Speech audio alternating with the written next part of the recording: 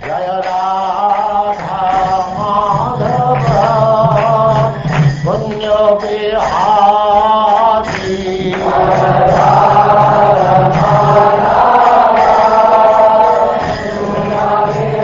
And now chapter 82.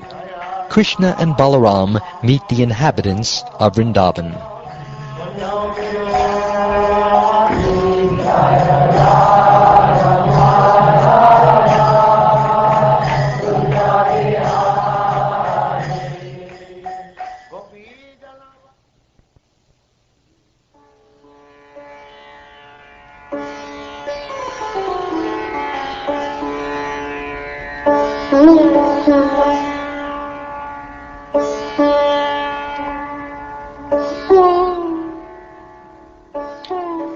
Shukdev Goswami said, once, while Balarama and Krishna were living in Dwarka, there occurred a great eclipse of the sun, just as if the end of Lord Brahma's day had come.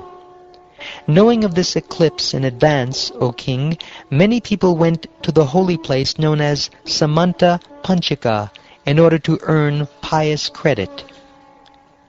After ridding the earth of kings, Lord Parashuram, the foremost of warriors, created huge lakes from the king's blood at Samanta Panchaka.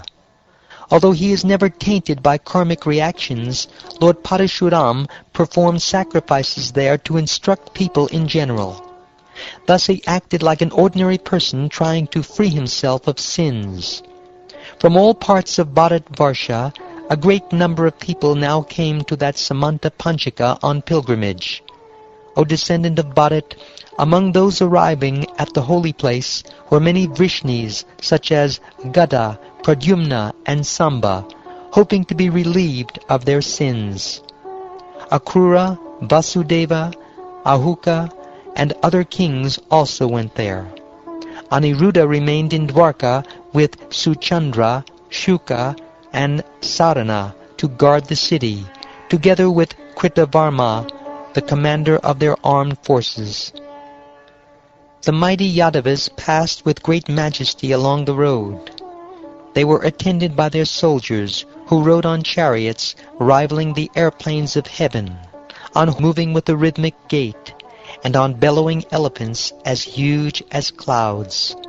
Also with them were many infantrymen as effulgent as celestial Vidyadharas. The Yadavas were so divinely dressed, being adorned with gold necklaces and flower garlands, and wearing fine armor, that as they proceeded along the road with their wives, they seemed to be demigods flying through the sky.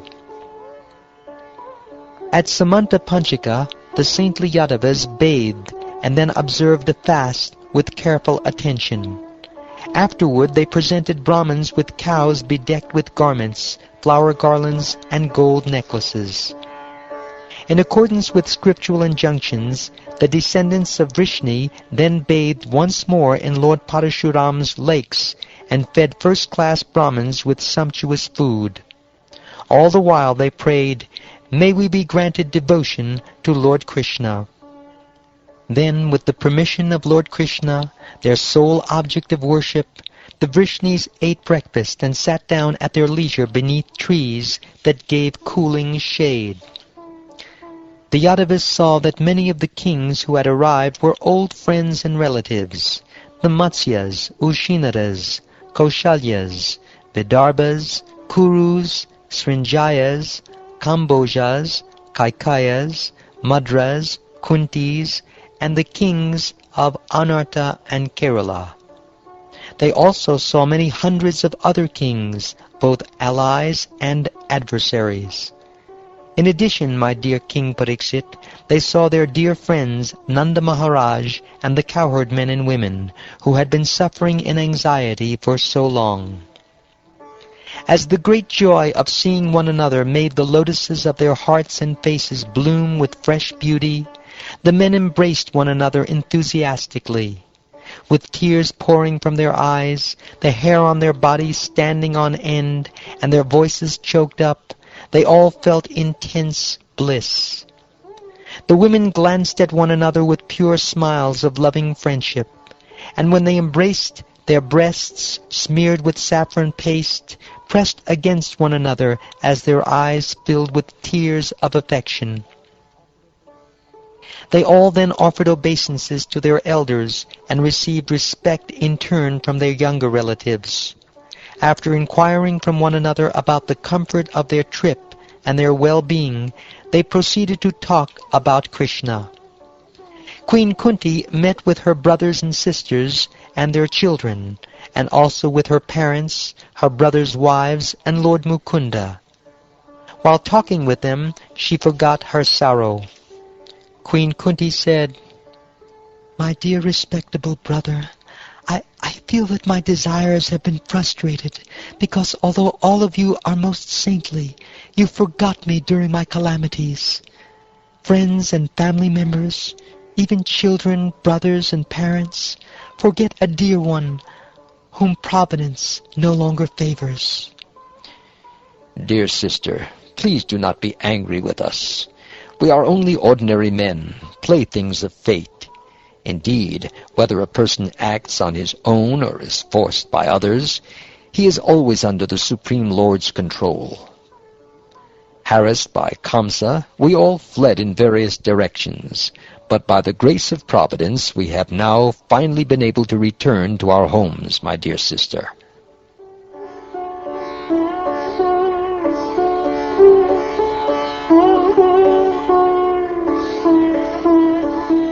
Vasudev, Ugrasena, and the other Yadus honored the various kings who became supremely blissful and content upon seeing Lord Achyuta. All the royalty present, including Bhishma, Drona, Dhritarashtra, Gandhari and her sons, the Pandavas and their wives, Kunti, Sanjaya, Vidura, Kripacharya, Kunti Bhoja, Virata, Bhishmaka, the great Nagnajit, Purujit, Drupada, Shalya, Drishtaketu, Kashiraj, Damagosha, Vishalaksha, Maitila, Madra, Kekaya, Yudamanyu, Susharma, Bahlika, with his associates and their sons, and the many other kings subservient to Maharaj Yudhishthir. All of them, O best of kings, were simply amazed to see the transcendental form of Lord Krishna, the abode of all opulence and beauty, standing before them with his consorts. After Lord Balarama and Lord Krishna had liberally honored them, with great joy and enthusiasm these kings began to praise the members of the Vrishni clan, Sri Krishna's personal associates. The king said, O King of the Bhojas, you alone among men have achieved a truly exalted birth, for you continually behold Lord Krishna, who is rarely visible even to great yogis. His fame as broadcast by the Vedas, the water that has washed his feet, and the words he speaks in the form of the revealed scriptures, these thoroughly purify this universe. Although the earth's good fortune was ravaged by time, the touch of his lotus feet has revitalized her, and thus she is raining down on us the fulfillment of all our desires. The same Lord Vishnu, who makes one forget the goals of heaven and liberation, has now entered into marital and blood relationships with you, who otherwise travel on the hellish path of family life. Indeed, in these relationships, you see and touch him directly, walk beside him, converse with him, and together with him lie down to rest, sit at ease, and take your meals.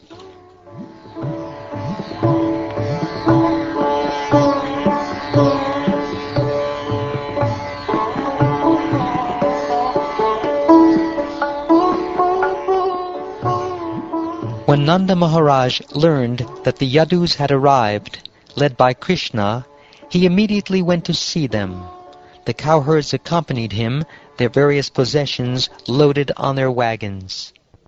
Seeing Nanda, the Vrishnis were delighted and stood up like dead bodies coming back to life. Having felt much distress at not seeing him for so long, they held him in a tight embrace. Vasudeva embraced Nanda Maharaj with great joy. Beside himself with ecstatic love, Vasudeva remembered the troubles Kamsa had caused him, forcing him to leave his sons in Gokul for their safety. O hero of the Kurus, Krishna and Balaram embraced their foster parents and bowed down to them, but their throats were so choked up with tears of love that the two lords could say nothing. Raising their two sons onto their laps and holding them in their arms, Nanda and saintly Mother Yashoda forgot their sorrow. Then Rohini and Devaki both embraced the Queen of Vraja, remembering the faithful friendship she had shown them. Their throats choking with tears, they addressed her as follows. "What woman could forget the unceasing friendship you and Nanda have shown us, dear Queen of Vraja?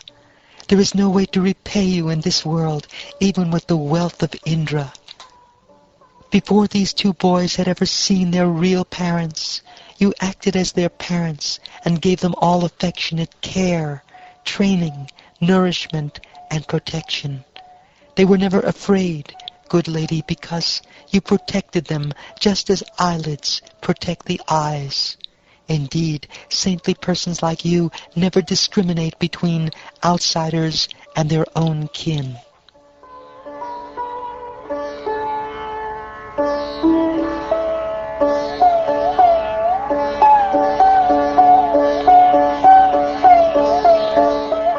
While gazing at their beloved Krishna, the young gopis used to condemn the creator of their eyelids, which would momentarily block their vision of him. Now seeing Krishna again after such a long separation, with their eyes they took him into their hearts, and there they embraced him to their full satisfaction.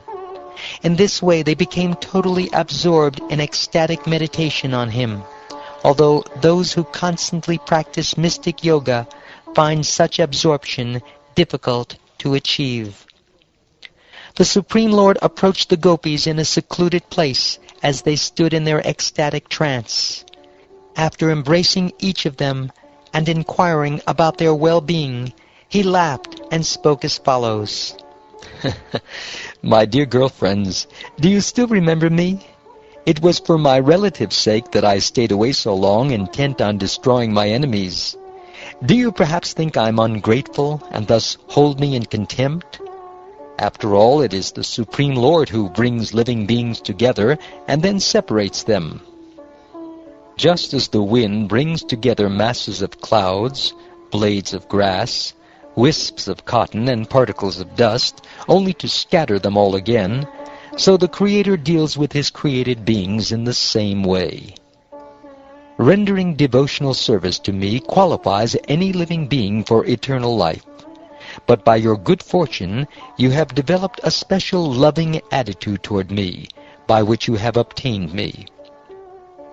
Dear ladies, I am the beginning and end of all created beings, and exist both within and without them, just as the elements ether, water, earth, air, and fire are the beginning and end of all material objects, and exist both within and without them.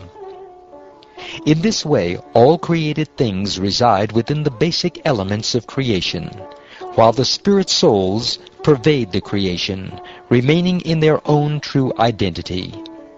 You should see both of these, the material creation and the self, as manifest within me, the imperishable supreme truth.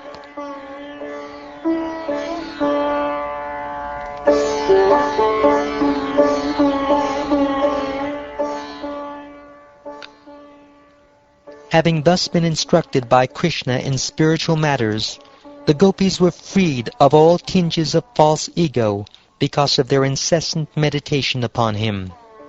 And with their deepening absorption in him, they came to understand him fully. The gopis spoke thus. Dear Lord, whose navel is just like a lotus flower, your lotus feet are the only shelter for those who have fallen into the deep well of material existence. Your feet are worshipped and meditated upon by great mystic yogis and highly learned philosophers. We wish that these lotus feet may also be awakened within our hearts, although we are only ordinary persons engaged in household affairs.